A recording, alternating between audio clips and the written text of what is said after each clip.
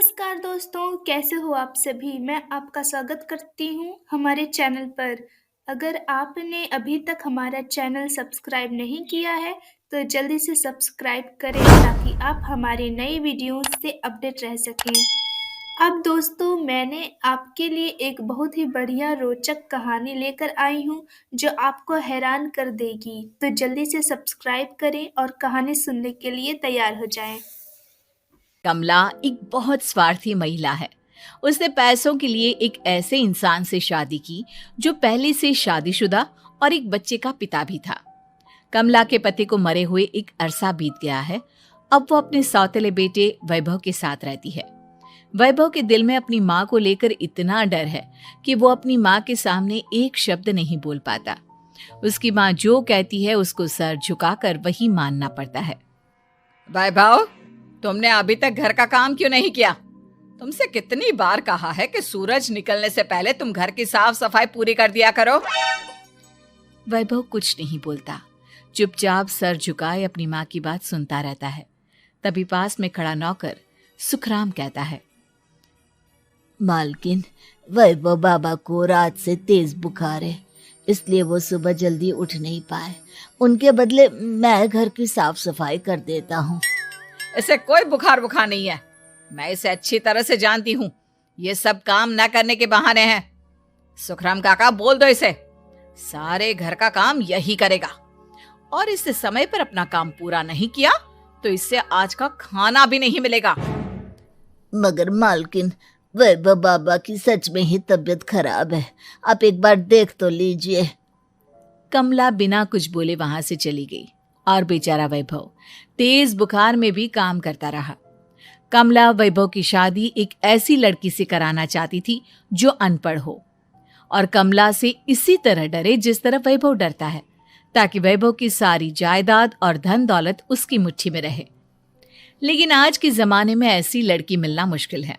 कमला car में यही सब कुछ सोचती जा रही थी कि तभी रास्ते में, अरे ड्राइवर, तुमने कार क्यों रोक दी? और ये इतना शोर कैसा? मैडम, आगे कुछ बंजारों का खेल चल रहा है, इसलिए भीड़ लगी है। मैं अभी भीड़ को साइड में करवाकर कार निकालता हूँ। ड्राइवर भीड़ को साइड करके कार निकालने की कोशिश करने लगा कि तभी कमला की नजर रस्सी पर चल रही एक फुलवा नाम की बंजारन पर पड़ी। क्यों ना मैं इस बंजारन की शादी वैभव से करा दूं। ये तो अनपढ़ लग रही है, मेरे पैरों तले दबकर भी रहेगी। मुझे अभी इसके माँ बाप से बात करनी होगी। ये सोचकर कमला ने उन बंजारों से बात की और उन्हें शाम को अपने घर बुलाया। फुलवा के माता पिता वहां उसे लेकर आ गए। उन्होंने इतना आलीशान घर पहले कभी नहीं देखा था। अच्छा हुआ आप लोग आ गए। देखिए, मुझे घुमा फिरा कर बात करने की आदत नहीं है, इसलिए सीधे सीधे मुद्दे पर आती हूँ। मुझे आपकी बेटी बहुत पसंद है। मैं अपने इकलौते बेटे की शादी आपकी बेटी फुलवा से कराना चाहती हूँ। इसके बदले में आप जो चाहो वो ले सकती हैं। तभी फुलवा की माँ कहती है, ये क्या कह रही है मैम साहब? कहीं आप हमारी गरीबी का मजाक तो नहीं उड़ा रही ना? आप मेरे बेटे से मिल लो। अगर आपको मेरा बेटा पसंद आता है तो मैं कल से ही शादी की तैयारी शुरू कर दूंगी। सुखराम, वैभव को लेकर आओ। फुलवा अपनी माँ के कान में फुसफुसाती है, माँ, कहीं इस मेम साहब का छोरा पागल तो ना है? फुलवा अपनी माँ से बात कर रही होती है कि वैभव वहां आता है। फुलवा उसे देखती ही रह जाती है और उसके माता पिता उसकी शादी तय कर देते हैं। शादी वाले दिन किसी को फुलवा और वैभव की बेमेल विवाह की बात समझ में नहीं आती। फिर भी एक औरत कमला से पूछ ही लेती है, कमला जी, आपने अपने इकलौते बेटे की शादी देहाती गवार से क्यों करा दी? ये बंजारन आपके घर की बहू बनने लायक तो नहीं है। कम से कम अपने स्टेटस का ही ख्याल कर लिया होता। बहू तो अपने टक्कर की लाती, आपने तो बंजारन को ही बहू बना लिया। अब कमला को समझ में नहीं आ रहा था कि इस बात का क्या जवाब दे। वो कुछ देर चुप रही और सोच समझ कर कहती है, बहन जी, आपको तो पता है आजकल के बच्चे किसी की बात कहाँ सुनते हैं। मैं तो अपनी बहू एक पढ़ी लिखी और अपनी सोसाइटी की ही ढूंढ रही थी। लेकिन मेरे बेटे ने मेरे सामने इस बंजारन को लाकर खड़ा कर दिया। बोला कि मैं शादी करूंगा तो इसी से। अब भला मैं क्या करती, मुझे अपने बेटे के सामने झुकना ही पड़ा।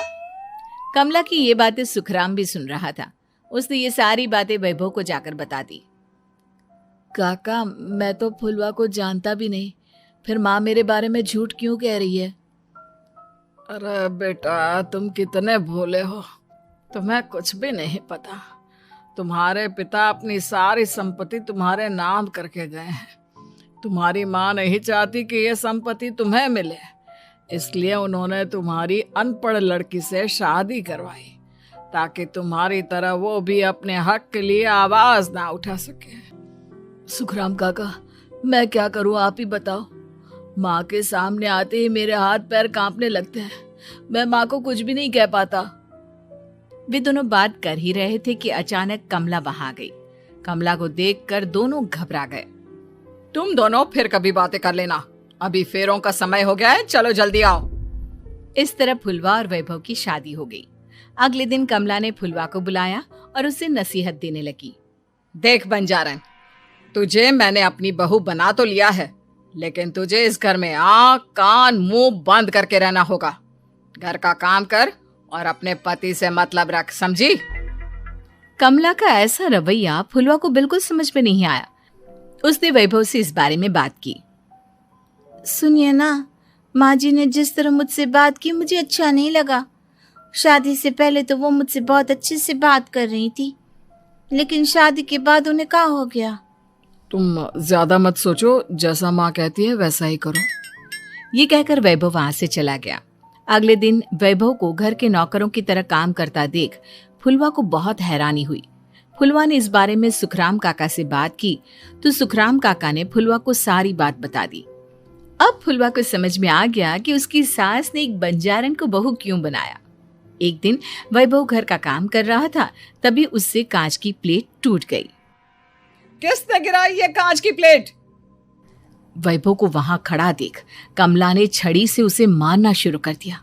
उसके पैर में कांच चुभ गया और खून बहने लगा, लेकिन फिर भी कमला उसे मारे जा रही थी। ये देखकर फुलवा ने कमला के हाथ से छड़ी छीन ली और तोड़कर फेंक दी। बंजारन, तेरी इतनी हिम्मत, तूने मेरे हाथ से छड़ी छीनी? कमला फुलवा को थप्पड़ मारने ही वाली थी कि फुलवा उसका हाथ पकड़ लेती है।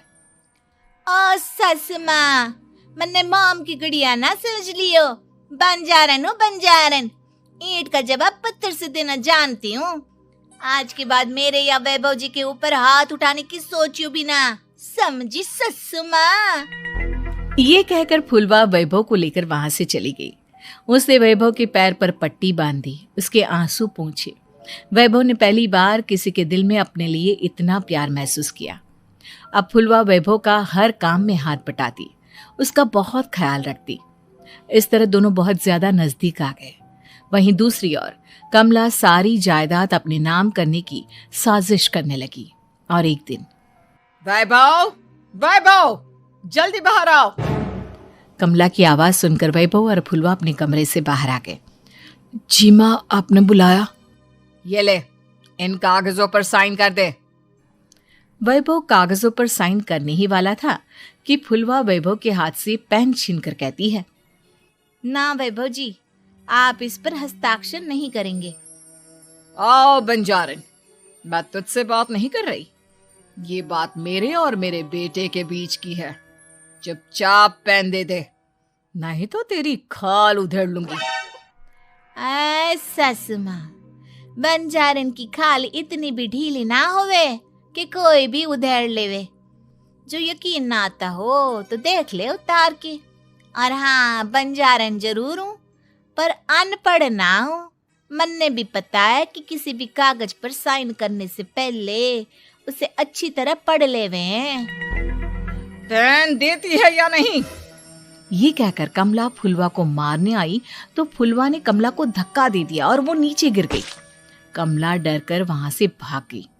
अब फुलवा ने वो कागज उठाए और वैभव के साथ सीधा वकील के पास चली गई। वकील ने वो कागज देखे और फुलवा को बताया, वैभव के पिता की सारी जायदाद और संपत्ति वैभव के नाम है, लेकिन वैभव की सौतेली माँ इस संपत्ति को अपने नाम कराना चाहती है। इसलिए इन कागजों पर वो साइन करा रही थी। तो अब हमें क्या करना चाहिए वकील साहब? वकील ने फुलवा और वैभव को सब कुछ अच्छी तरह से समझा दिया। अब दोनों घर पर पुलिस को लेकर पहुंचे। कमला पुलिस को देखकर घबरा गई। पुलिस ने कहा, आपके नाम की कंप्लेंट हुई है, आपको हमारे साथ थाने चलना होगा।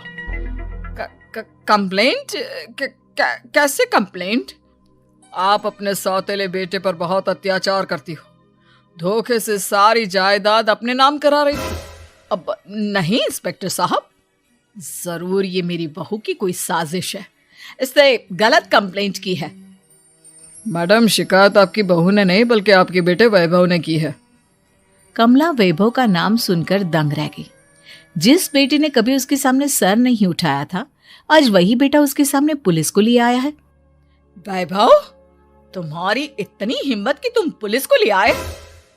हाँ माँ, मैं लाया हूँ पुलिस को, और मेरे अंदर इतनी हिम्मत कभी ना आती अगर फुलवा मेरा साथ ना देती। आपने बंजारन बहू को लाकर अपने ही पैर पर कुल्हाड़ी मारी है माँ। मैडम, अब की बात खत्म हो गई हो तो चलो हमारे साथ। वैभव, मुझे माफ कर दो, मुझे थाने मत भेजो। आज के बाद मैं तुम्हें कभी नहीं मारूंगी, तुम्हें कभी परेशान नहीं करूंगी, मुझे माफ कर दो। वैभव अपनी कंप्लेंट वापस ले लेता है और पुलिस वहां से चली जाती है। वैभव अपनी सौतेली माँ से कहता है, मैंने पुलिस को वापस तो भेज दिया है, लेकिन मैं आपको माफ नहीं कर सकता। आपने बचपन से आज तक कभी मेरे सर पर हाथ नहीं रखा, हमेशा मुझे मारती रही, नौकरों की तरह बर्ताव करती रही। आप इस घर में नहीं रह सकती, चली जाइए यहां से।